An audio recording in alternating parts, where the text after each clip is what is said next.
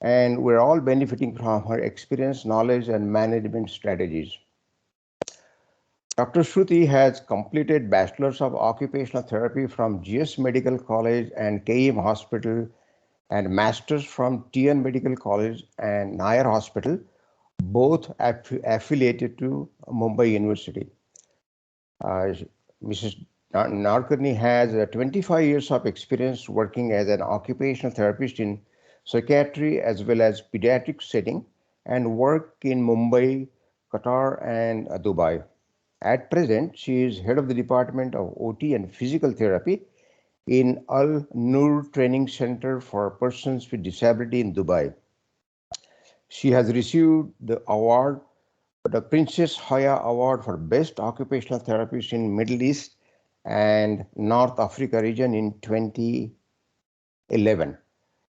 So without further delay, I request Dr. Shruti Nadkarni to start her presentation. Dr. Nadkarni. Thank you, Dr. Vijay, for that wonderful introduction. I'm feeling a little awkward here listening to all that. But okay, let me start with today's presentation. This is on cortical visual impairment. And what I would like to convey here through the presentation is why it is important for us as occupational therapists to consider this, look at this area of impairment, as well as how it impacts our intervention strategies that we regularly use with both children as well as with adults. So cortical visual impairment, it is also sometimes called cerebral visual impairment or CVI. So I'll be referring it to CVI here most of the time. This is a disorder caused by damage to the parts of the brain that process vision. So there are two sections, right? The one is the apparatus of the eye and the part of the brain. So this impairment is focused on any damage to part of the brain which processes vision. Now, we are all of us are working in the area of visual perception in some point, at some point or other in our career. So especially those therapists who are working in pediatrics or working in mental health or with neurology, they are very familiar with visual perception and have been using this in their intervention constantly. Now, visual perception is very, very important in our daily routine because it's probably at every point and every function in our day we use this ability to function adequately. All of us think, and very often it is true, that what we perceive in our surroundings and our world is how it actually is. It is true in most cases, but sometimes there might be an impairment which causes us to perceive the world differently from what it is. And cortical visual impairment very often contributes to this disparity. We all know that visual perception is a very complex process. Our brains are continuously processing information that is received through our eyes. So what happens is it is linked to the existing knowledge. Now, existing knowledge is based on your visual memory, which is again a part of the visual perception area. Then it is integrated, interpreted, and then it allows us to see or recognize the world as we see or the environment around us as we see. So keeping this concept in mind, let me go back to the cortical visual impairment. The functional definition of cortical visual impairment is that vision impairment, it is a vision impairment due to damage or disorder to visual pathways, visual centers in the brain, including the pathways serving visual perception, cognition, and visual guidance for movement. Even the clinical definition of CVI will give us the same picture. So CVI is diagnosed when a person experiences limitations or problems in their everyday life, resulting from dysfunction and or multiple weakness in the visual functions caused by damage to or abnormal development of one or more parts of the brain. So in both cases, if you see, whether it is a functional definition that you're using or whether it is the clinical official definition which is used for a diagnosis that we use, it clearly indicates that CVI is caused by trauma or abnormalities in the visual pathways and or the sites in the brain which synthesize the information and rather analyze and interpret the information that is coming through the eyes.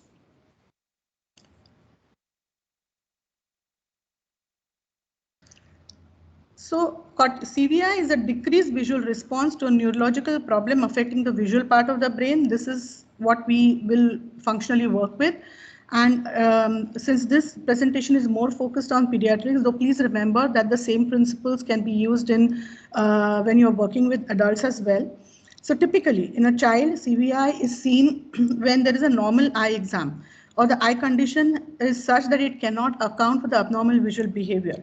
So what happens when you see an abnormal behavior first is we would refer the child to an ophthalmologist. The ophthalmologist will come up with, will do their assessment and they'll give us a report. It could be that the vision is normal from the ophthalmology point of view, or there could be a discrepancy wherein they give a correction. Corrective glasses are prescribed, or in extreme cases, there might be a surgery that is done. But basically, a correction is prescribed or done. And then when the child comes back to you or the adult comes back to you, you'll still find that optimal responses are not seen.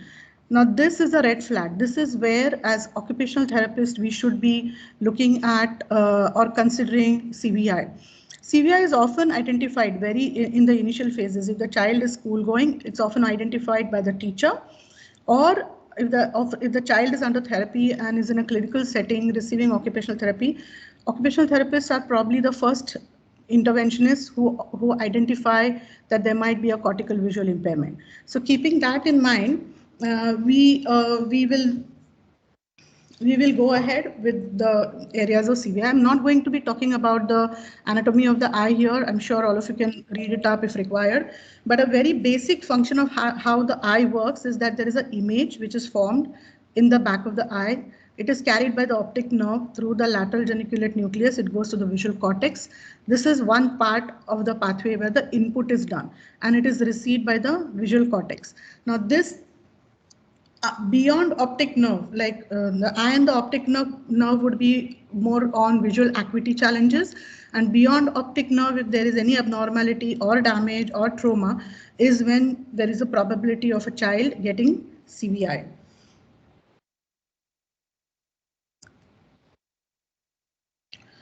So visual acuity, as we all know, it commonly refers to the clarity of vision, but technically it rates the individual's ability to look at precision or details.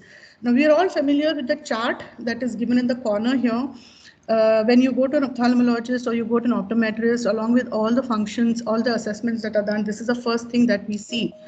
So there are rows of alphabets and they progressively become smaller. And you keep on reading. So there's a point when your vision starts blurring, and then they would then identify, I mean, they have their own scales based on which they identify what strength of or what the power of your glasses should be. Now, this is what it means when they say that it recognizes the small details with precision. The visual acuity is dependent on the optical and neural factors. So what it requires is that the sharpness of the retinal image within the eye, the healthy function of the retina, or sensitivity of the interpretation done by the brain. If any of these factors are affected, then you have a challenge with visual acuity, which can be corrected with corrective glasses. Now, everything that we see is through our eyes. Our eyes send this visual, as we saw in the previous image, the eyes send the visual information back to the brain. The brain creates a picture of what you see, and this is created based on the previous experience that the person has had. So for most people, the picture created in the brain is a good match with what they see, because they have a memory of what they've seen or similar thing that they have seen before, and where they have seen it, or the whole I mean, even if there is a change in the presentation, if the item that you see is smaller, or it is of a different color, or if the presentation is different, it's a picture and not an object, you can still relate, because the visual memory will come into play, and a person can relate and create the correct image and give the appropriate response.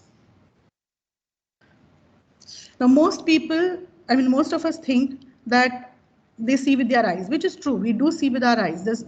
But it is not only the eyes that are related to the concept of seeing. What we experience, or what we like when we assimilate some meaning to what you see, that is done by the brain. So it goes both together hand in hand. Eyes and the brain work together for you to form a sense of what you see. And this is the crux of it. So it's visual acuity and cortical visual balance, which would create a sense of vision.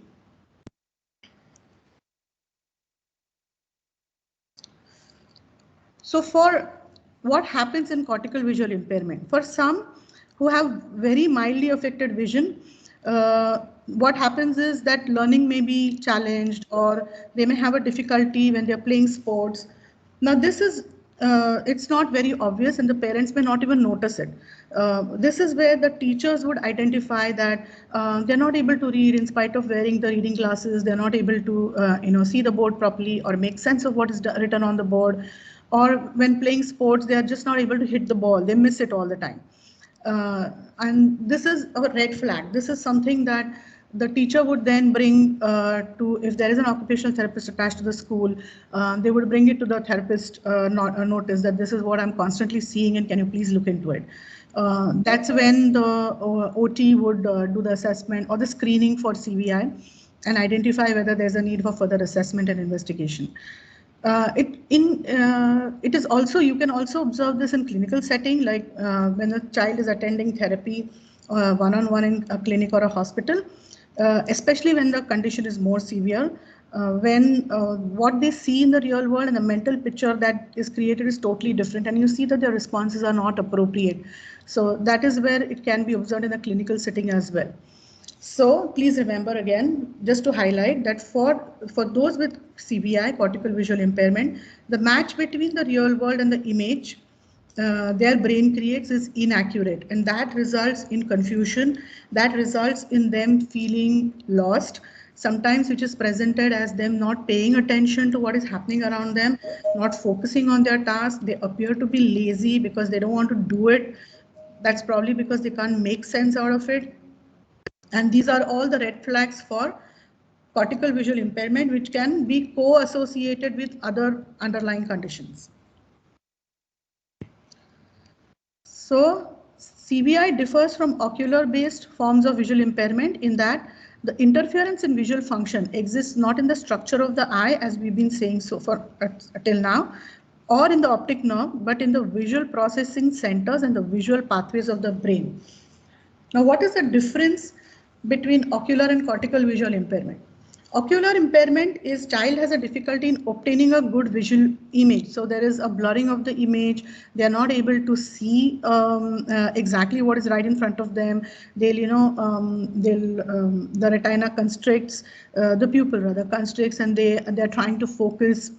But once they can see the image, like when a corrective glass is given or the placement of the item is appropriately maintained, then they can process and interpret the image accurately. They have enough information based on their visual memory where they can process and interpret and give an accurate response. In CVI, the child will be able to see the accurate visual image. So now, for example, when we go for an eye test with an optometrist, there is one more thing along with the visual acuity chart that is that the assessment consists of. They have the scope where you see an image, like they ask you to place your head face against a particular instrument, and then you see an image of a house. And then they keep on increasing and decreasing the size of the image till the clarity, till you say that, okay, now the image is absolutely clear to me, I can see what is there. Now this is CVI. Once the image is absolutely clear, and you don't even have to actually say, because it calibrates by itself. So you know based on that calibration that the child can see the image very clearly. But however, if you ask them at that point, what did you see, they'll not be able to interpret it accurately. So that would be an impairment of the cortical vision. And we have to keep in mind that some children may have both. So initially, first thing to rule out would obviously be the visual acuity. Once that is ruled out and you still you see that the progress is not happening, there is impairment in their responses are not accurate, then the next thing would be to do a screening for the cortical visual impairment. So some of the causes I'm listing here, I can't list all the causes, there are a lot of them, but some of the causes are congenital brain abnormalities, syndromes, all the syndromes that we see in young children, metabolic disorders, epilepsy, extreme prematurity, brain damage, which occurs during or shortly after birth and maybe due to lack of oxygen, hemorrhage, infection, trauma. These are some of the causes where, I mean, if you have this diagnosis, there should be a red flag for CVI, and we should be alert to the fact that this could be one of the associated problems in these kids. CVI in adults, we can also, in young adults and young people and adults, CVI may be also caused by brain damage, which is acquired brain injury, which can be in any of the three categories. It could be a traumatic brain injury, like from an accident. It could be a non-traumatic injury, like which happens in a stroke or a tumor, or there could be a progressive degenerative neurological condition like dementia, Alzheimer's, Parkinson's, multiple sclerosis. All of these should be red flags for screening for cortical visual impairment. Now, when we've done till the image reaching the brain, like the visual centers in the brain. Now, what happens from there? We have two streams that gives us the output or the response: the ventral stream and the dorsal stream. The ventral stream, also known as the vision for perception pathway. This is associated with recognition and discriminations of shapes and objects, and it could be the size, it can be the color, this is how you would, so say for example, an apple is red and very often they are, but they can also be like green or gold, and those are the things that your visual memory will associate with the image that that a person sees and give a response. So basically the ventral stream is also known as the Watt stream, WHET, that is Watt stream. It associates with recognition and discrimination. Dorsal stream is the vision for action. Now this is associated with visually guided reaching, grasp, and based on moment-to-moment analysis. Now in these two streams, in the ventral stream, an image can be seen and an analysis done, and that's it. But in the dorsal stream, what is required is that the brain is required to constantly make adjustments and keep on changing the analysis and the output through the dorsal stream because of the where concept. So moment to moment analysis means, suppose something is moving, like say for example a child is playing and the ball is moving towards them. For them to reach and catch, or for them to hit the ball, the analysis has to be ongoing, so that they can keep adjusting their response to a point where they can hit the ball.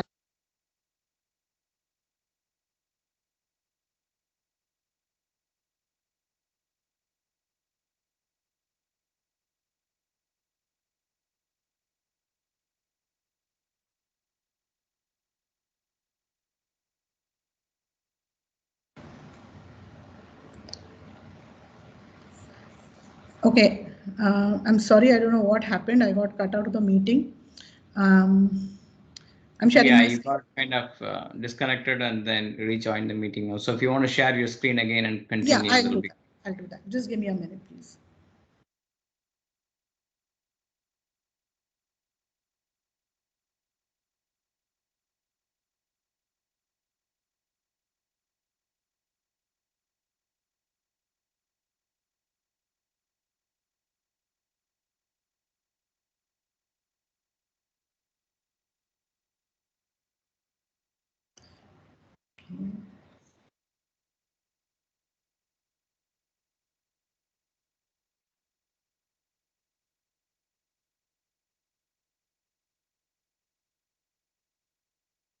All right, can you see the slide now, Karthik? Yes, we could see the slide. You're on slide number 15. Yeah, thank you. All right, so this is what the dorsal, so I'm going back to the previous slide. All right. So this is what the dorsal stream is about. It constantly needs to make the adjustments, and it's an ongoing process. So this is a pictorial representation of the dorsal stream, which is aware. It deals with spatial processing, location of an object, movement of an object, spatial transformation, like if the speed changes or some, and then spatial relationships. So spatial relations is wherein, and it is associated with something else, like when would a child hit an object or a ball with a bat. So that would be the relation. So like you in this, if you see the entire dorsal stream is also linked to the visual perceptual areas that we work on. And the ventral stream or the what stream is to do with colors, texture, the pictorial details, like the fine work, like if it is a face, then where are the eyes and things like that, shape, size, basically object processing. So this is to do with this is linked to visual discrimination, figure ground perception. So these are all areas again from the visual perception. So image wise, this is the tree of vision. We start at the base where there's a visual scene, that is it could be an environment or it could be an object that a person sees, and then passes through the optic nerve, the optic tracts, and then it splits into the two, ventral stream and dorsal stream. And if you can see on my right hand side is the dorsal stream, which is all about where, and on the left hand side is a ventral stream, which is about what. So why this tree, although it is shown as branching, why it is important to understand is that though they work separately, one works on what and one works on the where concept, both of them have to work in integration. They have to integrate together for you to do something successfully. Like say for example, if we want to find our friend in a crowded place, so first is the word stream, which would recognize a person, that is a ventral stream, which would recognize a person, like you recognize the facial features of your friend and identify that. And where, when you identify your friend out from say 20 other people or 50 other people, and you're finding them in a crowded room, so both the dorsal and the ventral stream need to function appropriately and together for you to execute this function. Now, what are the common misconceptions? Like I said before, the most common misconceptions about CVI is that the child or the adult for that matter is visually inattentive. They're not looking at what you're presenting. They don't want to listen to you. They don't want to follow your commands. They have very low motivation. They're not interested. This is a presenting feature, but this is a misconception. It is not that they don't want to, it is probably that they may not be able to, and that is something that's a red flag, right? So that is something that we should rule out in the screening. The other misconception is that they might have cognitive deficits. They may have cognitive deficits. They may or may not have. Some children do have associated cognitive deficits, but again, if you only work on the cognitive deficits and you focus your intervention there, and there is an underlying problem with CVI, you may not get the results that you're looking for. And that they do not have a true visual impairment. Cortical visual impairment is a true visual impairment. These are the screenings and the assessments. If there is a red flag, the most easiest to administer would be the TEACH CVI screening tool. This is available on the net. It's a free download. You can get it from there. The screening tool is a set of questions. There are 3 different areas depending upon the age of the child and the disability that they may be presenting with. That is the diagnosis. You have to choose one of those 3. The instructions are given there. And the set of questions are to be answered in yes and no. Very often the parents can do it, or if it's an adult, maybe the person himself or herself can do it. And then there is a scoring, which once you score it as +1 and 0, and once you score, then you will get, according to the scoring, you will get to know whether they fall within the range of CVI. The other 2 assessments are functional visual assessment and the LIA test set. Functional visual assessment is more universally used. LIA test set is used in a few other countries that I know of, more often used here in the Middle East. These 2 require the person who is administering to be certified in using the test. TEACH CVI does not require that. Any of us can administer it. Okay. So based on Uh, Based on the screening that we do and the functional visual assessment, basically the screening, if anybody is certified, then it would be better to do a functional visual assessment, because what it will give us is this: it will give us the ranges. Now there is a difference between the range and the phase. There are just three phases in CVI. There's a phase of looking, there's a phase of looking with function, and visual resolution. Looking is just fixation. So in looking, the person or the child may just begin to look at something that you're presenting. And if this is the stage that you identify the child to be in, the intervention has to be, would require a lot of adaptations focused on getting the child to visually fixate on something.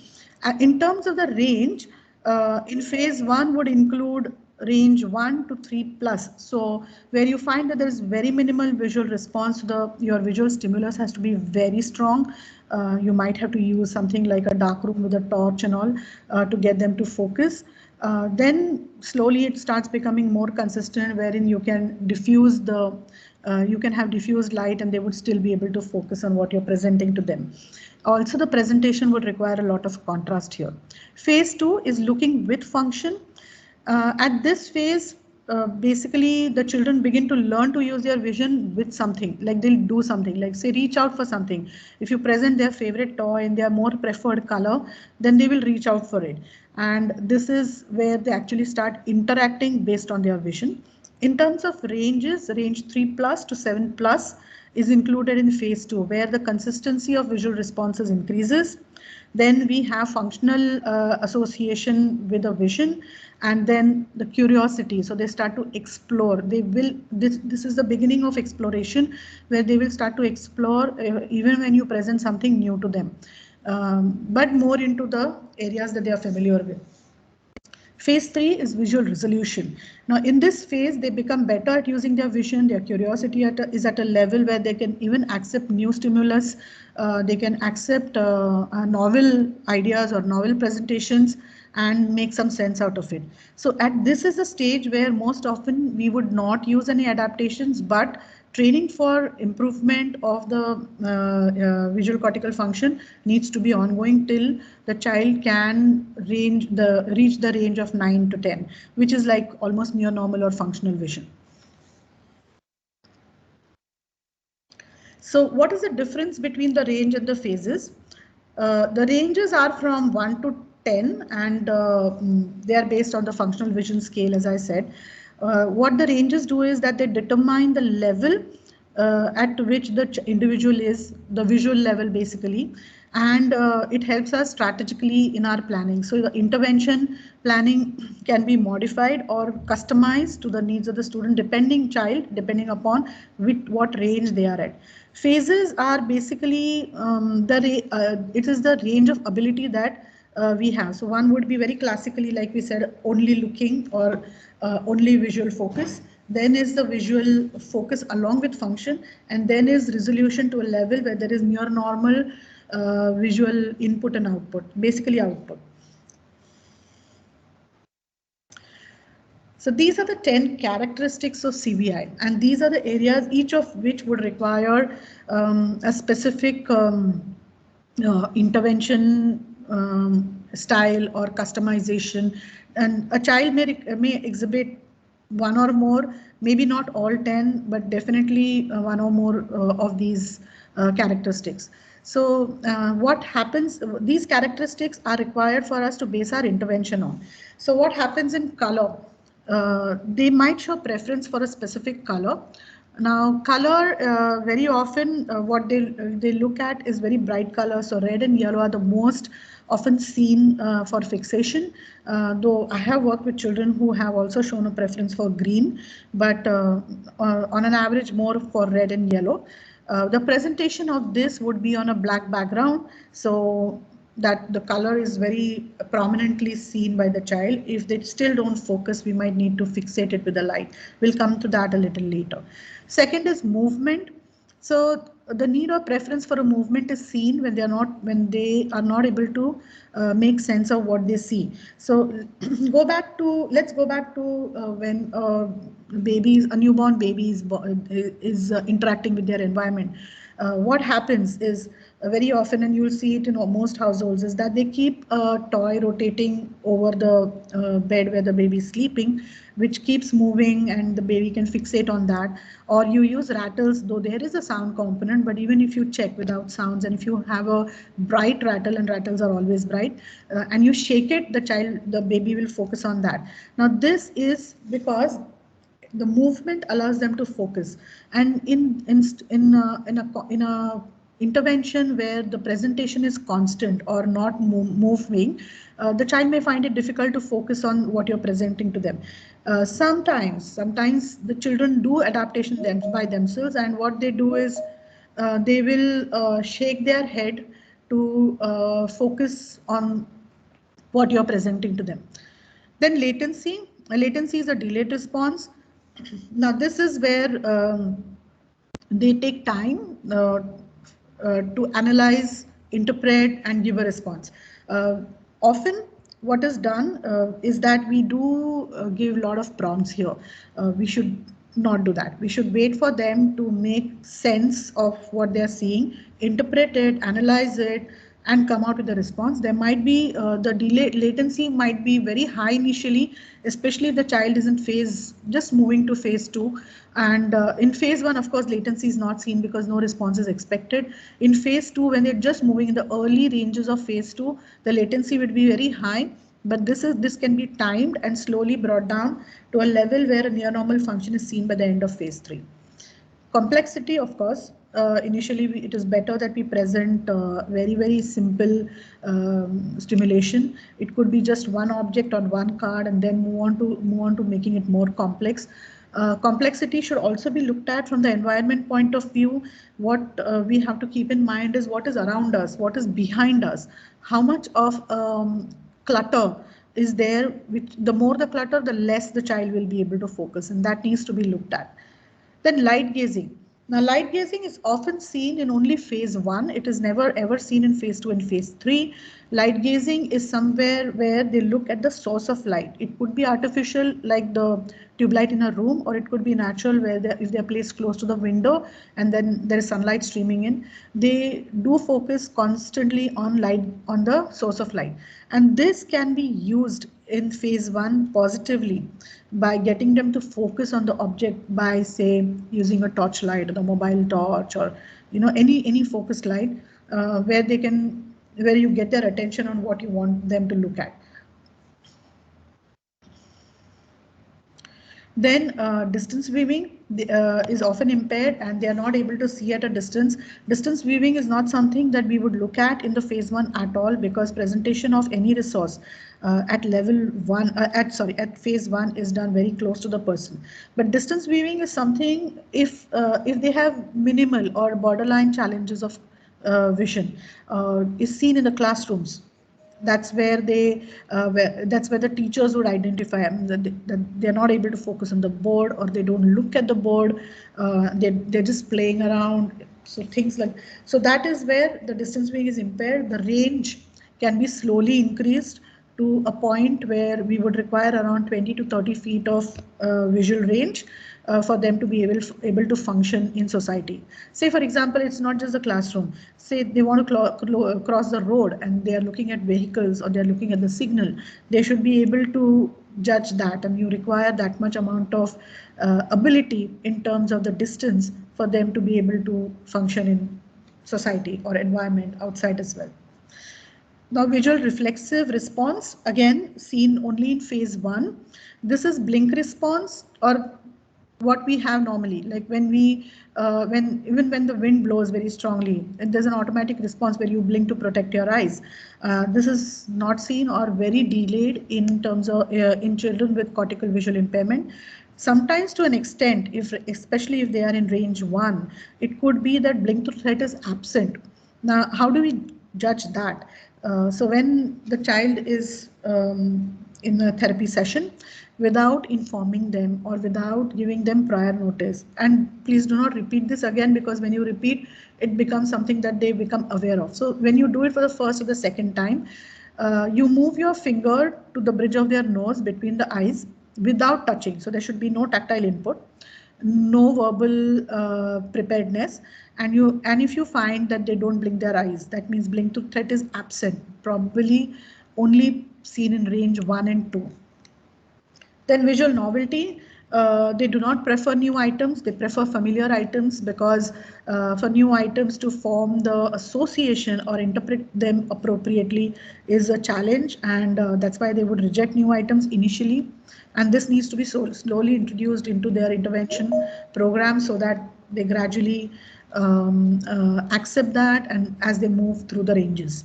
And of course, visual motor impairment, which is where the visually guided reach is impaired. So they're not able to reach for an object appropriately, say a glass on a table, and then they overshoot or undershoot, and or they spill it because they're not able to make that judgment.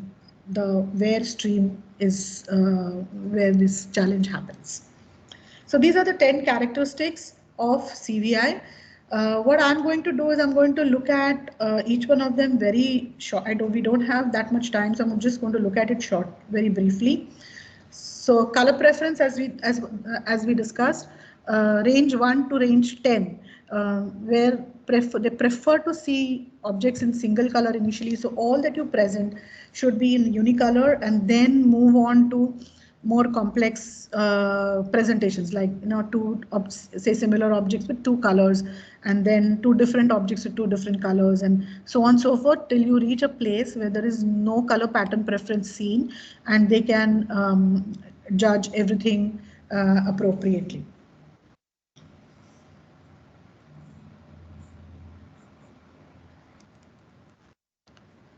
Then visual latency, like I said, initially in range 1 and 2, it is very prolonged, and that time needs to be given because they need that time for interpretation, and then move on slowly to reducing it in such a level where the latency is completely resolved.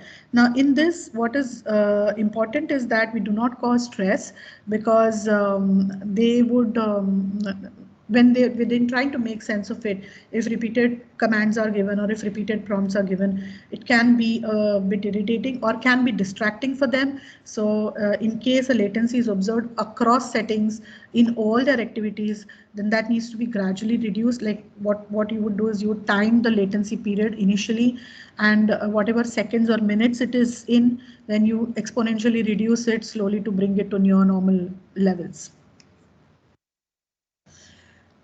Movement, so objects viewed or focused on initially in range 1 and 2 would be those that have movement or have reflective properties, are shiny, and if you shine and they shine in the light, so those are the ones that they would focus on rather than anything else. Slowly moving to localization and fixation on objects which don't move, and gradually moving through the ranges to come to a typical response to all moving targets. So they can play a sport, they can do their daily living tasks, like eating and reaching their mouth with a spoon, or picking up a glass and drinking, and so many other things. Visual field preference. Now this is where there is a distinct dependency on one area. So there are 4 quadrants to the visual fields, upper left and upper right, lower left and lower right, and there could be a distinct preference to one area. This is very often seen in the first phase, sometimes in the early part of the second phase as well, but it decreases slowly, and it would decrease more with familiar objects first and then unfamiliar objects. So the presentation, what it implies in therapy is that the presentation of the resource should be in the preferred field initially to get them to focus, and then slowly move on to presenting items in the non-preferred field, the preferred items in the non-preferred field, and so on and so forth, till you have a visual focus on all the areas which are like basically all fields which are unrestricted. Then complexity of the task, we have to start from a very simple one in phase 1 and 2, very strictly controlled environment. It could be just one object that you want them to focus on, and then the object moves and they focus on it in a different location, so on and so forth, till you come to a place where there is a more complex visual environment, like say something that happens in a classroom, and they're still able to focus and give an appropriate response. This would be what we would term as a typical visual social response. social and classroom being a social environment of the students.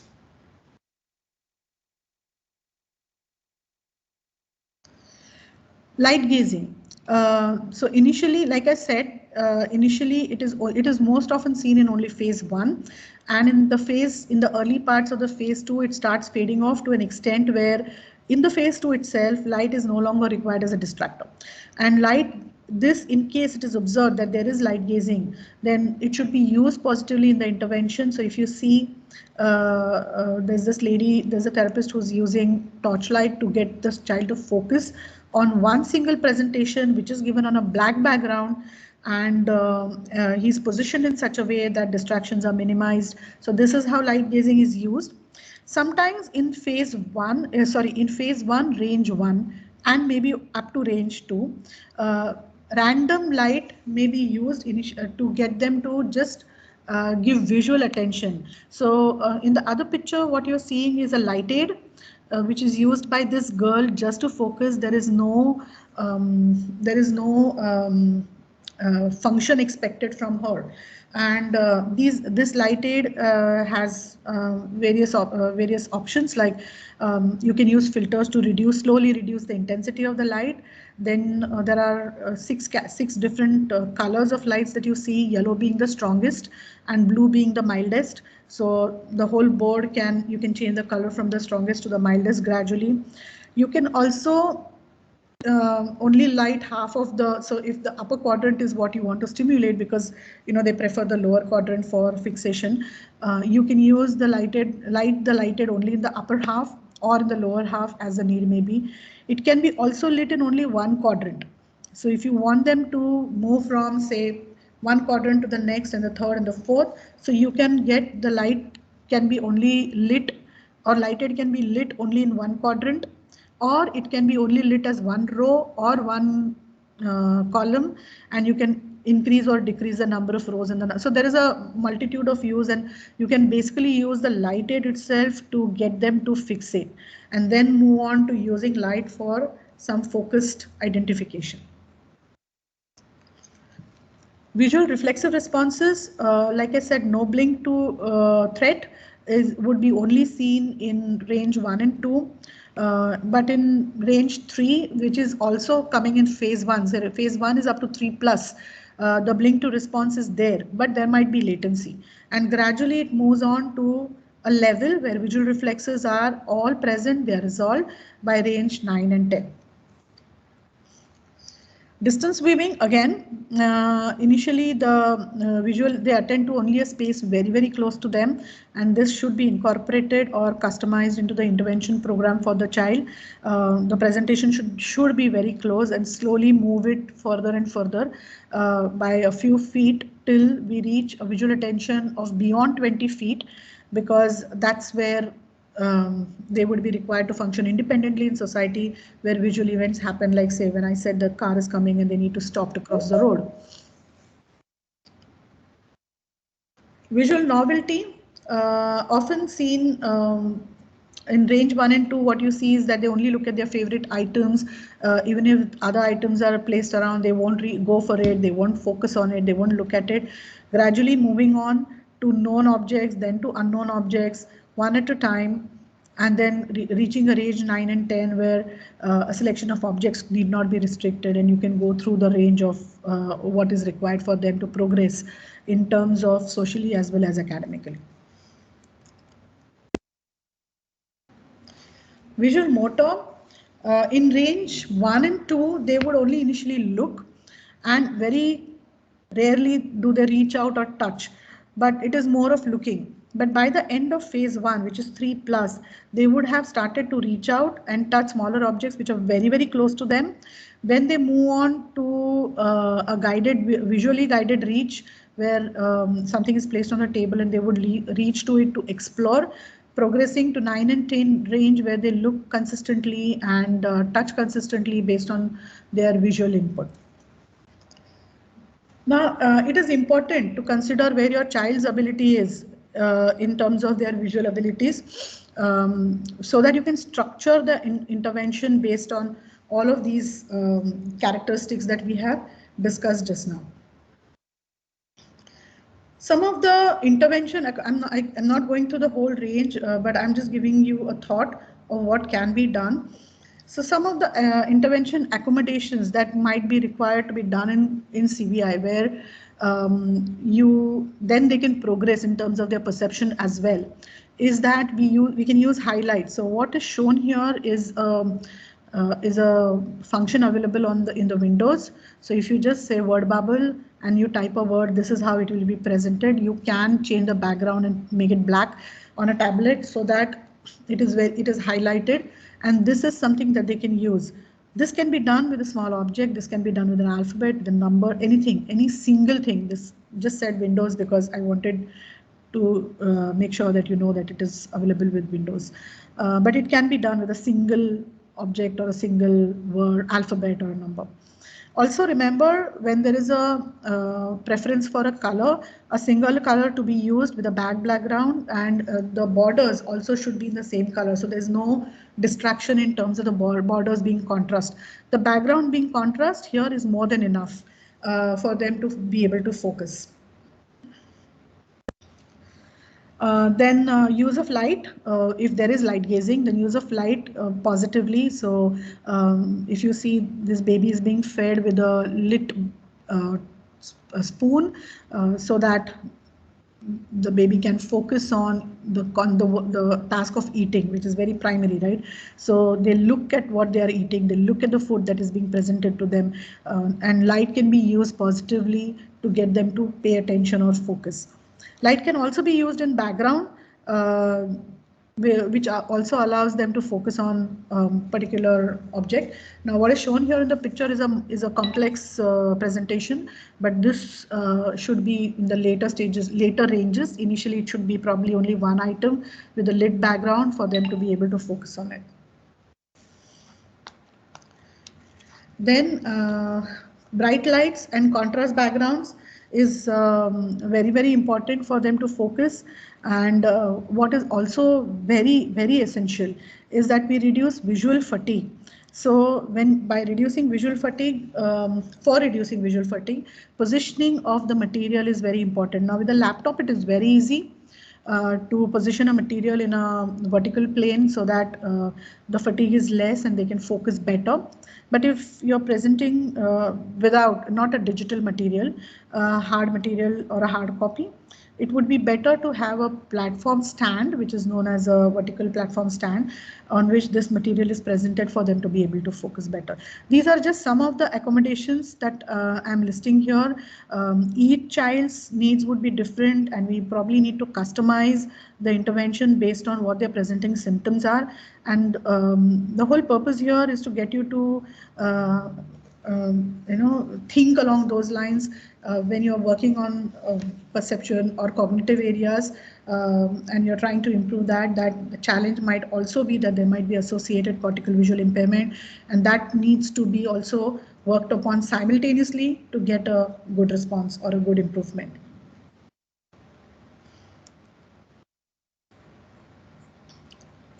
All right, so this is the key point to remember. I would like to end my presentation with this, saying that when we are working on the visual impairment here, basically the cortical visual impairment, what I said before, please look at the background, look at how cluttered it is, get the child focus. Now here, if you see there are too many colors in the background, the material that this therapist is presenting, the book is held in such a way that the light is shining and the object or the image of the fish is not really clear in the first picture.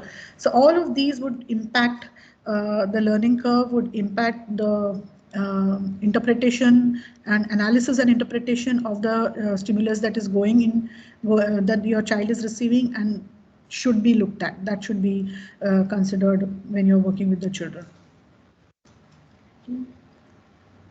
These are the reference sites. So in case you want to look at these, Perkins Learning is very focused on CVI. You'll get a lot of material there. Then CVI Scotland 2, and the third one is the TSBBI education site. So all of these would give you a lot more information on what needs to be looked at and what needs to be done in terms of customizing the intervention if you screen a child and find that there might be a cortical visual impairment. So I would end my presentation with this. So if there are any questions, please do let me know, or if you can put it in the chat also, that should be fine.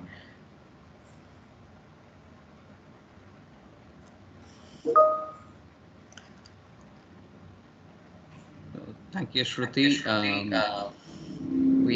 I have posted the feedback and certificate link in the chat box, so all the attendees are requested to do that. So I see a question. So Shruti, can you access the chat box? There is a question for you.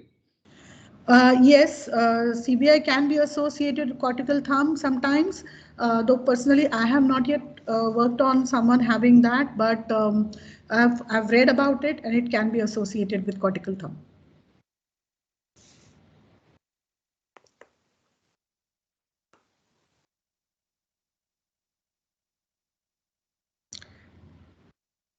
Any other questions? Any other questions?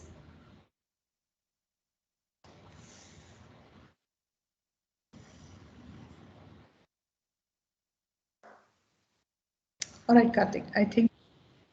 Yep. So so if you have questions at a later point in time, oh, there's a question.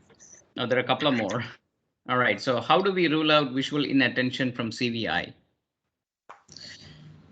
Okay, so the screening test that I spoke about, the TEACH CVI, so this is a red flag where it could be visual inattention, which is a cognitive function impairment, or it could be a cortical visual impairment.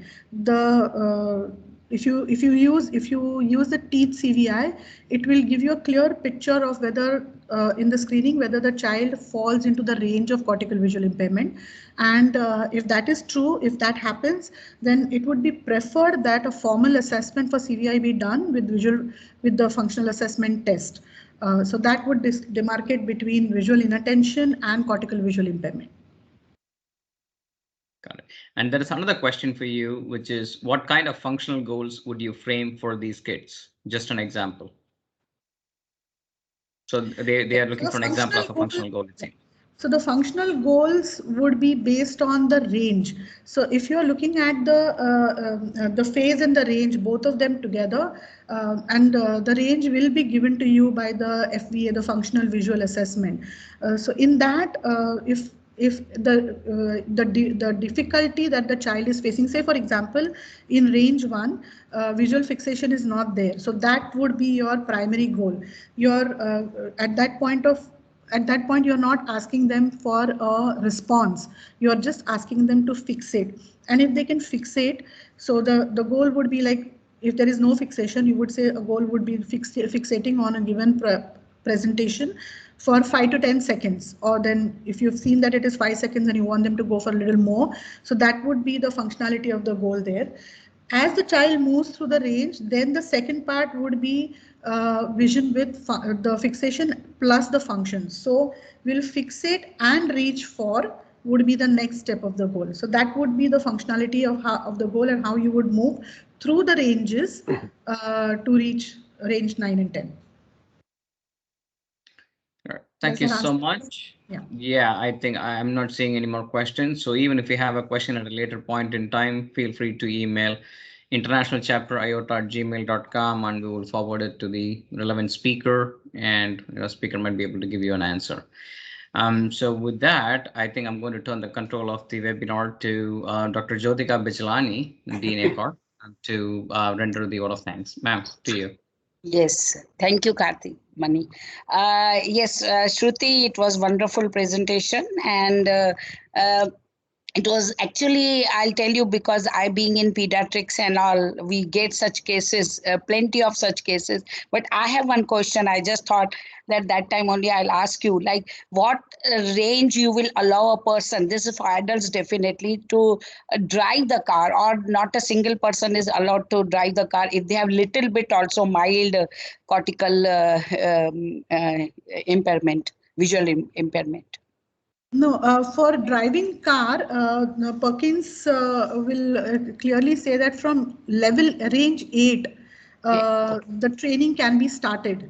And by the time that person is in range 9 and 10, it would be safe for them to drive a car. So generally it is seen that by range 7 or 8 is when the training starts for them to drive a car with a support. Like there would be somebody who very often simulation driving is used to check for safety reasons, obviously. So very often at range 7, simulation driving is used, then moving on to actual driving by 9 and 10.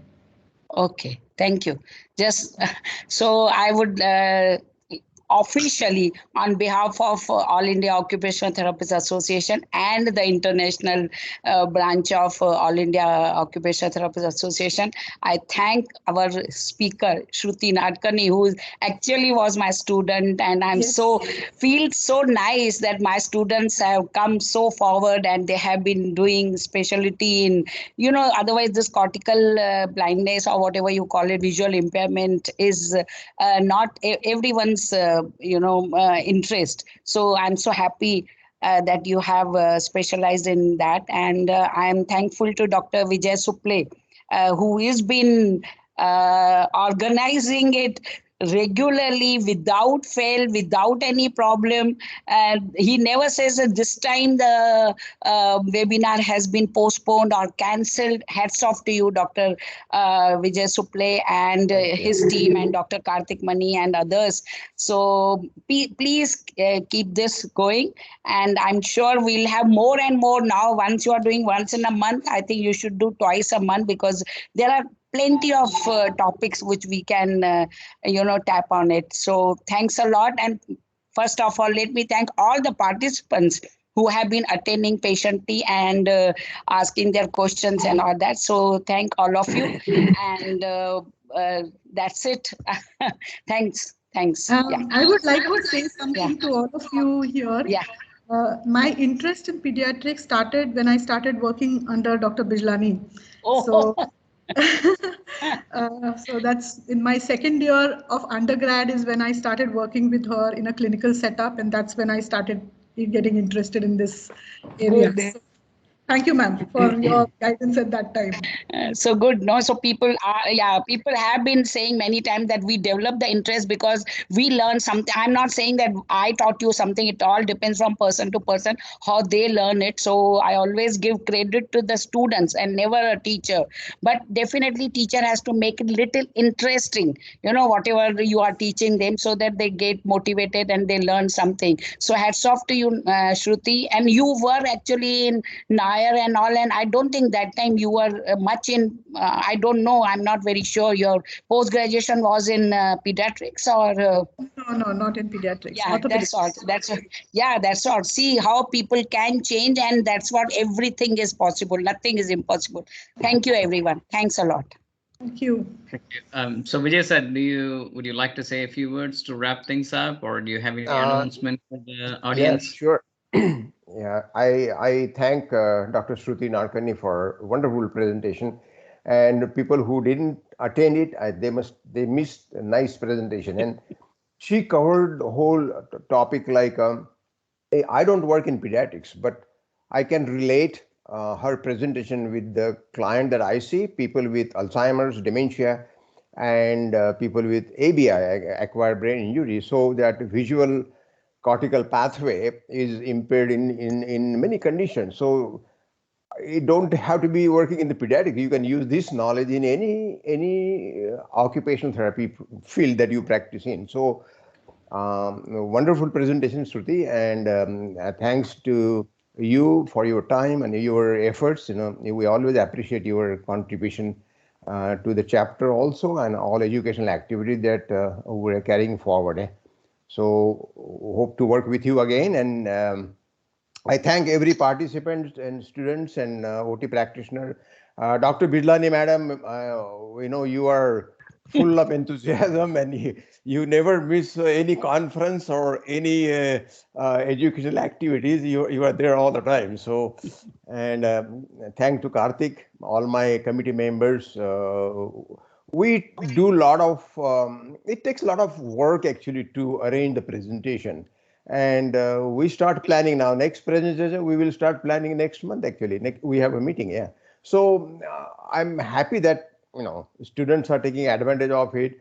I wish we have more participants, more people can benefit from this. That's our wish. So we will continue these activities in 2022 also. We have big plans for 2022. So there won't be any discontinuation of these activities. So thank you very much again, and enjoy your evening, guys, in India, and we'll talk to you again. Thanks. Yeah. All right. Thanks, everyone. So yeah, make sure that you complete the feedback and certificate link to receive the certificate, and don't submit and look for the certificate on the screen. You have to go to your email to find your certificate. All right. And this is the last webinar for 2021. So we'll see you all again in 2022. Take care. Bye-bye. Shruti madam will I'm going stay to end back. the Yeah. meeting for everyone. Thank you. Okay, all gone. Do you want me